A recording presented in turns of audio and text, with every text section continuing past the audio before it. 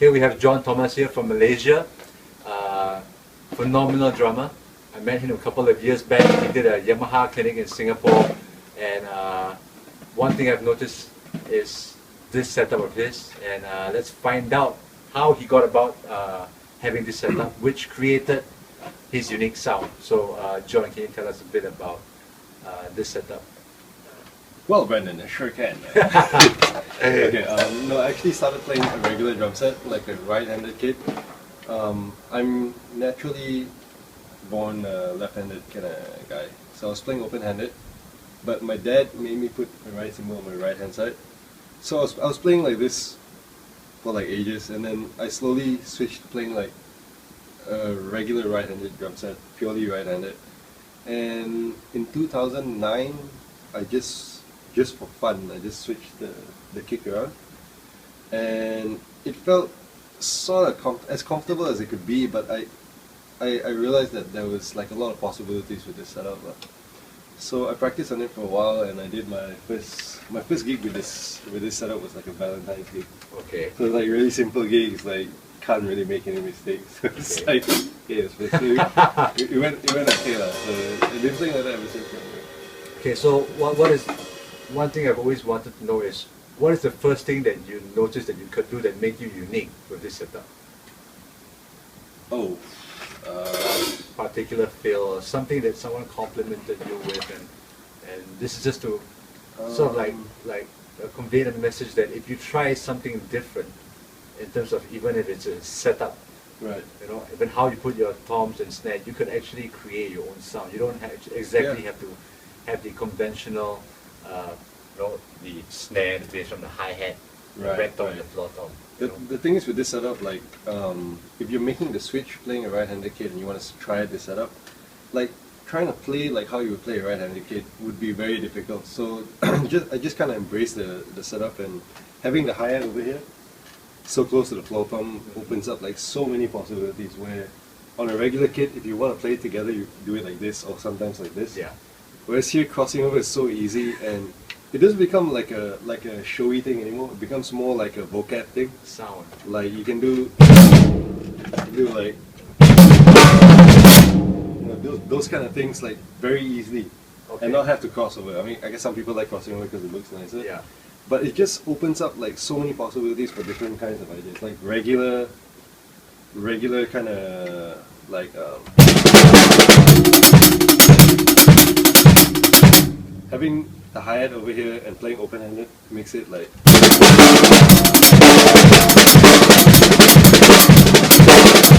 you can do a lot of things, and having the floor tom here, you can just like insert one hit so easily. Whereas if you're playing like this, you would have to go like that or go like that. So like the whole whatever sound that you have would change like pretty tremendously. Okay. And that was the point, so it's. So I can imagine if someone were to hear you on recording doing what you just did, squeezing in one floor tom in, they try to do it, they'll be like, what? Yeah, right? It's so that's excellent. One thing I've also noticed is your left foot.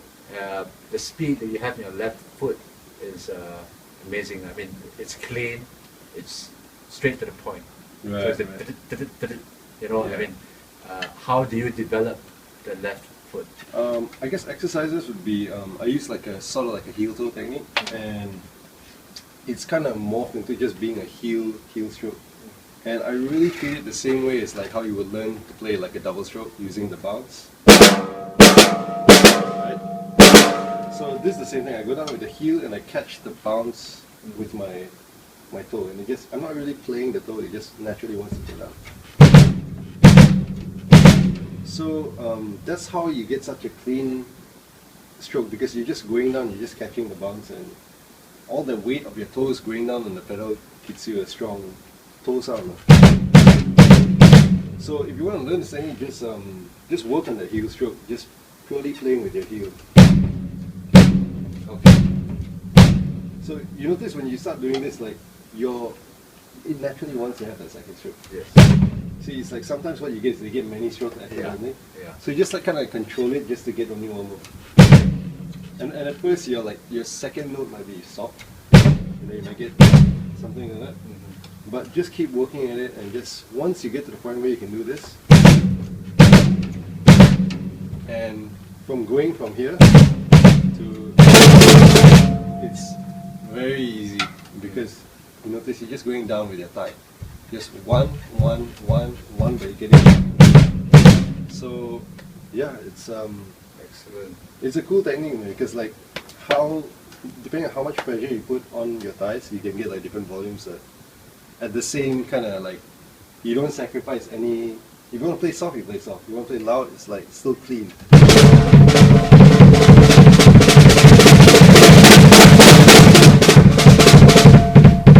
You see, it's still like, you still get, because you're just going down your thighs.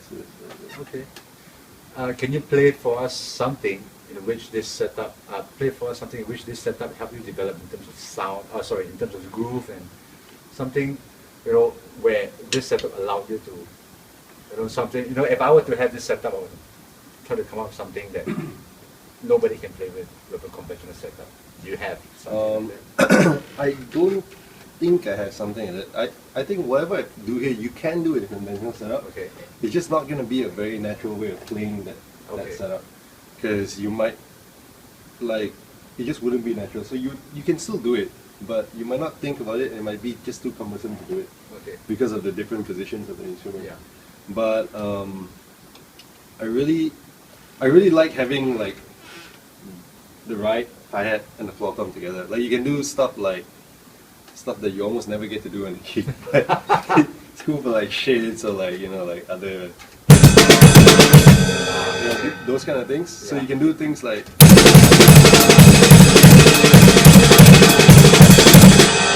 whereas if you're doing this on a regular kit, you'll be doing stuff like that. Correct. And you can do the same thing at hi-hat, so you can go.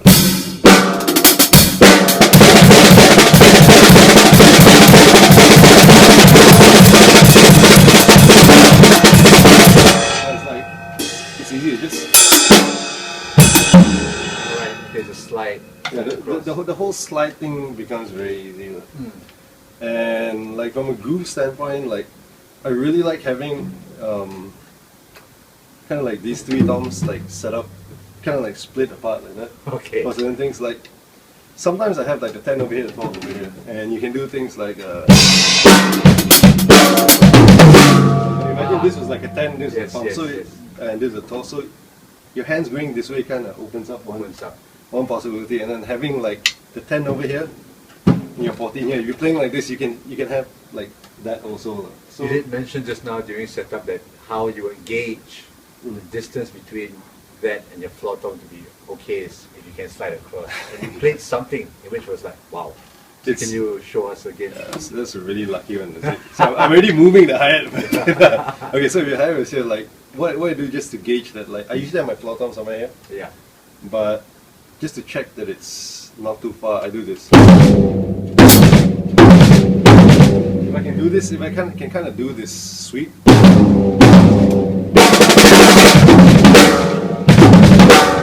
Then it's sort of okay though. But if I can't do it, then the tom's going to be too far. And as you can see, like my body is naturally going here. Yes.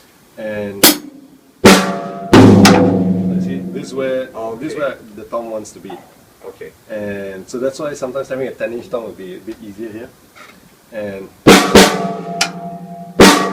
so I usually have my 12 somewhere here. Okay.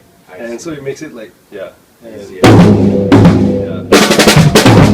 Okay, so now we shall just end this by, can you share with us a lick and also maybe a word of advice for the up-and-coming drummers, younger generation? Okay, let's start with advice first. Yeah. All I can say is just practice, man. Practice a lot. But for younger drummers, especially people or anybody who's just starting out on drums, the best thing you can do is get a good teacher. Because the last thing you want is to like learn stuff the wrong way, and then realizing like a few years down the line when you're already kind of decent that I gotta go back and relearn stuff. That's like the last thing you want to do. It's like so much time wasted, and the most important thing is like having a good foundation, because if you have like good basics, good everything, it's just so easy to progress faster. Why sometimes people don't improve as fast as they like? it's most likely like something wrong with like the technique or the grip or like the pedal technique or something like that.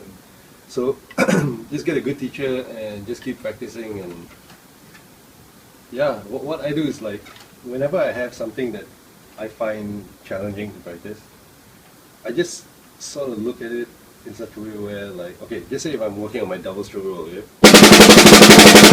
And I'm having trouble getting it as clean at this speed. What I do is like, I just think that I'm never going to get it, but I just make sure I just do 40 minutes of it every day. Okay. And I just forget about it after the 40 minutes. I don't use it on a gig. It like does not even occur to me to like use anything like that. Okay. But one day, a few months later, you're gonna realize like, hey, I can do this. And then not having that, sometimes you know you feel like, man, I practice this for like 4 hours today, and 4 hours tomorrow, and I should get this in a week. But when you don't get it in a week, you get very disheartened because knowing how much time you put in. But sometimes it's not just about how much time. You got to do it over a period of like many days, or weeks. So I just do that and just forget about it, and one day you just get it and you're surprised and you're happy. So basically, in short, should I say, practice, don't have any expectations, just go into it and put in the effort. At some point of time, you will reach your goal. Yeah, Right. just make sure every day plan your practice and practice smart. Cool. Okay. So you're gonna give us a link. Oh yeah. This not really a lick as much as it is a concept. It's just It's just that 1, 2, 3.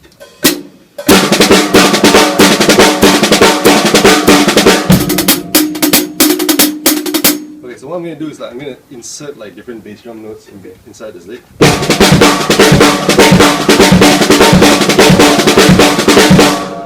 First one. You can also do.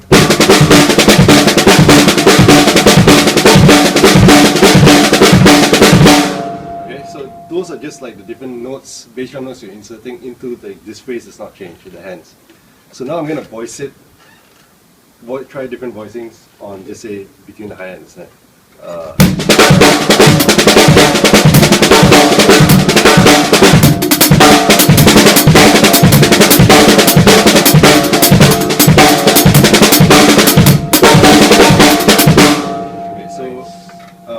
Now let's try and use it like in a sort of cohesive kind of setting.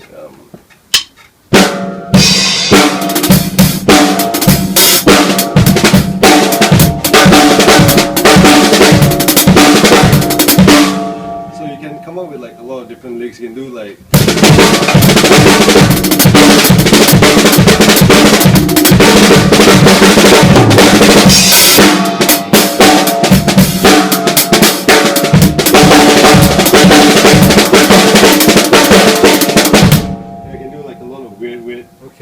Phrase things like that, and so I've noticed you add in the right foot within that sticking as well. Yeah, just to make it more nice. interesting, you just replace like certain hits with like.